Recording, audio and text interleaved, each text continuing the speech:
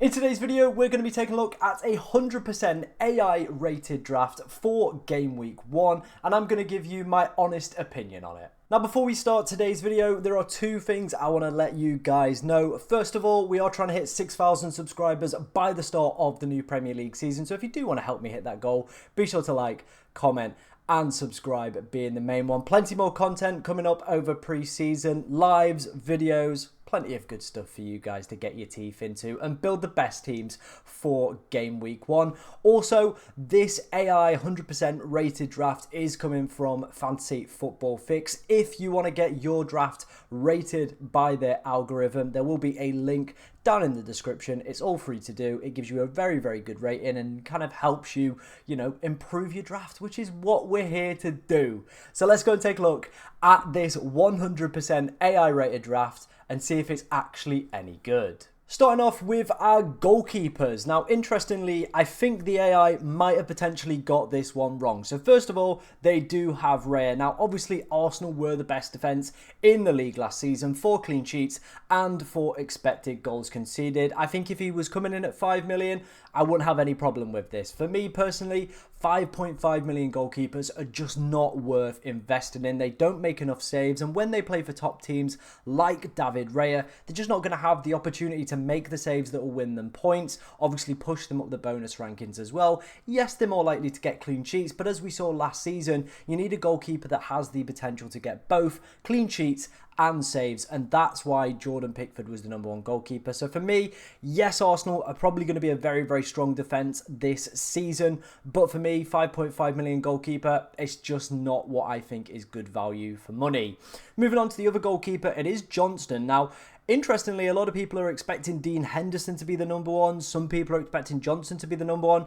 Interestingly, he played in a friendly tonight and played the full 90 minutes. So maybe he's going to be the #1. The AI has him, doing pretty well over the opening couple game weeks. I think Palace defensively as well, definitely worth looking at some of their assets. But with that 4.5 million goalkeeper for Palace, it seems like it could be a little bit up in the air. Maybe it's not 100% tied. Both goalkeepers are 4.5 million, so you could go for both, but the AI 100% rated draft has gone for Johnston. Right, let's move on into the back line. The Arsenal theme is going to continue with Tomiyasu. Like I said, Arsenal defensively very, very good last season. The interesting thing with him, he finished the season quite strong, obviously picking up an attacking return in the final few game weeks as well last season. Played a lot of the games at left back as well. But for me, with Justin Timber being back, Tierney's back at the club as well, if he can keep himself ever fit. But I think there's a lot more competition. I think maybe for 1 or 2 weeks, fine, Tomiyasu might be in that starting 11 and Arsenal might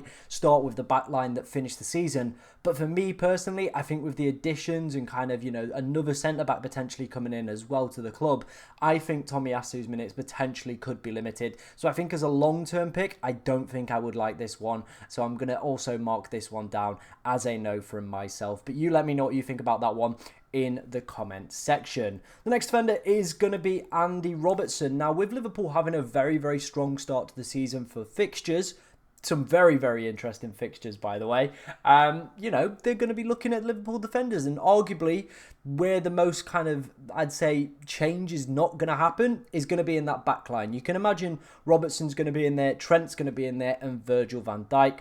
The AI algorithm is really, really liking Robertson, and last season he picked up 5 goal involvements off 6.3 expected goal involvement as well. So maybe he could be one of these players that's potentially going a little bit under the radar at 6 million. I think there's, some really, really good assets around that price point already, and maybe it's just a little bit too steep. But for now, I think Robertson, you know what, I'll give the AI this one. It's a player I've not thought about, but could be a really, really decent option. Coming in 1 million cheaper than Trent, and his data from last season wasn't anything special, but at the same time, he still was very attacking, and maybe under a new system, maybe it could give him a new lease of life. Let me know what you think of that one down in the comments section. One that I have to agree on with the AI is going to be Gvardiol. He's just gone into my latest draft. A video will be out over the weekend for that one. 4 goals, 2 assists for him over the course of last season, and picked up 5.2 expected goal involvement in only 26 starts last season. Obviously, it wasn't until the second half of the season where Manchester City obviously moved him further forward and was basically playing a lot of the times out of position. City also were the second best defence for XG conceded, so this one gets a big tick from me. Moving on to the other defenders, we have Mason Holgate, who I never ever thought I'd see in one of these FPL videos, but he's in there as a 4 million defender. Played a few times towards the back end of the season, so I think that's probably where the algorithm has picked him up as one of these cheap 4 million. I think there's a plethora of them to go and pick from, and I don't think Mason Holgate realistically will be starting games come the start of the season, but maybe I could be proved wrong. Maybe that's one that the AI's got over me. Harwood Bellis is the other defender. I feel a lot of us already know about him. He's probably going to be the most popular 4 million defender. Some really good fixtures coming up for Southampton as well, so does rotate quite nicely with the other defenders in this side, so got to give the AI full credit on that one. Right, let's move on into the midfield. Let's start off with Phil Foden. I think he's going to be on a lot of people's radars this season. 19 goals, 8 assists for him. It's an okay-ish run for Manchester City at this, obviously at the start of the season. It's not amazing, but they still are one of the best teams, and Foden arguably is one of the best players in the game and in the Premier League as well. He was joint second for points scored at home last season as well, and they've definitely got some really interesting home fixtures in the opening 10 game weeks as well. So I am a fan of Phil Foden. I think, interestingly though, I probably would put him maybe second. I think I would prefer Cole Palmer over Phil Foden, but I still think he's a very decent shout, and I understand why the algorithm has selected him, especially with that Ipswich game coming up in match day 2. Continuing with the City theme, it is Kevin De Bruyne, a player I'm not really seen kind of spoken about in terms of FPL or in a lot of people's drafts initially as well, and maybe after doing a little bit of research, the AI's got this one bang on. He's obviously coming in at 9.5 million, which is a little bit of a difficult price point, especially when you do have Phil Foden at that same price point. But he had 14 goal involvements last season in only 18 appearances. That's absolutely absurd. That is crazy numbers from Kevin De Bruyne. Absolutely smashed it coming back from injury. It didn't feel that way, but when you kind of look at the data objectively, that is what it's pointing out. Obviously, again, that Ipswich game, he is predicted to get 0.1 more points than Phil Foden in the second match day as well. So maybe he's one that's going under the radar. I think if I had to pick, though, I probably would pick Phil Foden over Kevin De Bruyne. He's obviously got that more attacking threat from goals, which is obviously going to get you more points as a midfielder, and obviously going to lead to more bonus points, and with the shots and shots on target obviously accumulating towards bonus point system this season as well, I think Foden is the better option in my opinion. But an interest in that one from the AI. Anthony Gordon, he's in a lot of people's teams, so this one gets a big tick. Some very good points for him last season at home. Again, he was the other one, joint second for points scored at home. Some really good fixtures to start the season. So yeah, that one makes complete sense to me. Eze, again, a very popular pick. 17 goal involvements in 27 matches for him last season. And with Michael Olise now leaving the club, you do feel it is his time to step up. Probably going to, take the mantle on penalties as well. Going to be on a lot more free kicks and corners. So I'm expecting big things from this man. And some of the Football Palace were playing towards the back end of the season was very exciting. So the AI is doing quite well in the midfield. I can't lie about that one.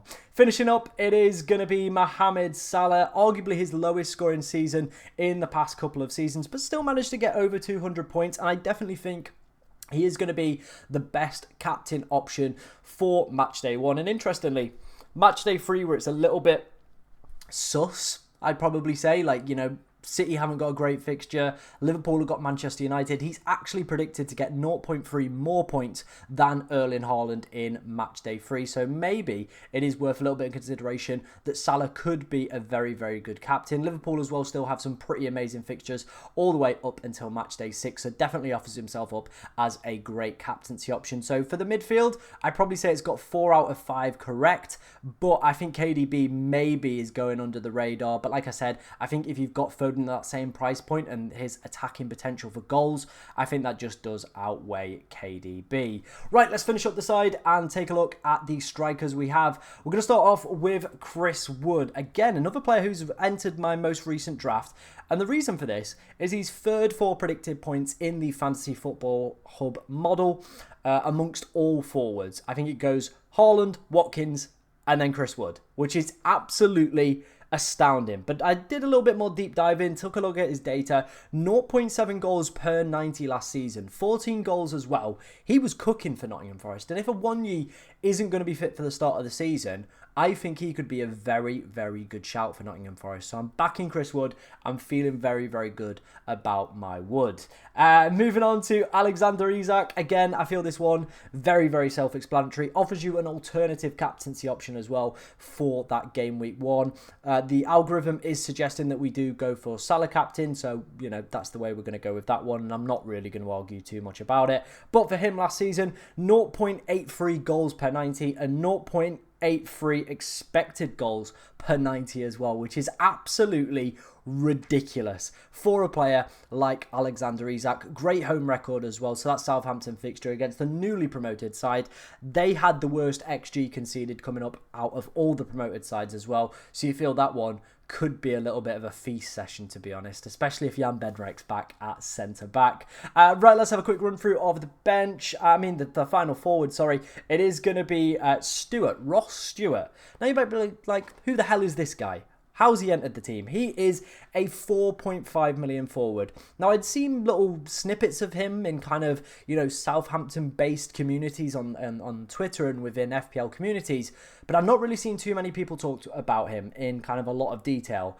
But the algorithm, he's brought him to the forefront, and maybe this is where we should be going if you're looking for that cheap striker option. Prior to joining Southampton, he picked up 36 goals in 70 games for Sunderland, so definitely knows how to find the back of the net. Never played at the Premier League level, so it is a big risk, but with Che Adams obviously leaving the club on a free, he probably realistically is going to be the second choice striker for Southampton. They do play a 2 up top system as well, so he probably will be partnering Adam Armstrong. It's one to see how he gets on over pre-season. Had really, really bad luck with injuries last season and only managed to play 3 games. So it is a case of whether or not he can keep himself fit and earn a spot in that starting lineup. But from talking to some Southampton fans, they feel very, very confident that this guy will be starting the season. So he could be our 4.5 million forward. So get that name written down, Stewart. There you go. That was the Fantasy Football Hub's 100% rated AI draft for game week 1. Let me know what you think of it down in the comments. Like I said, if you want to get your first draft or any drafts rated, there will be a link down in the description. But thank you very much for watching today, ladies and gentlemen, and good luck in game week 1.